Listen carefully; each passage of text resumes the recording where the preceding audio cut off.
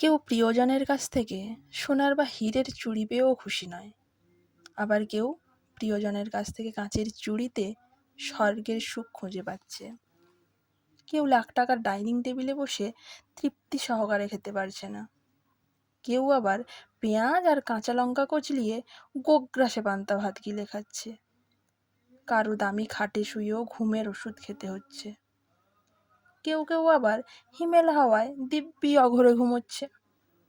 কারো পড়া টেবিলে নতুন বইয়ের সমারোহ, কিন্তু পড়ার ইচ্ছেটাই নেই। কেউ আবার পুরনো বইয়ের দোকানে চষে বেড়াচ্ছে খালি পকেট বলে।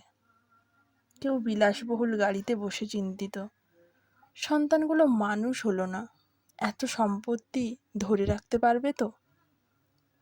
আবার কেউ পায়ে হেঁটে পথে হাঁটতে হাঁটতে ভাবছে, সন্তান তো মানুষ করতে পেরেছি, ঈশ্বর চাইলে ওরা নিজেরাই নিজেদের জীবনটা গড়ে নিতে পারবে।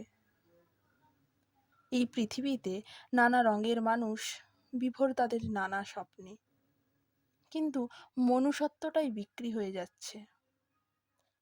মানুষ আসলে সুখ চাইছে, কিন্তু সুখী হতেই জানে না। সুখ আসলে কি সেটা তারা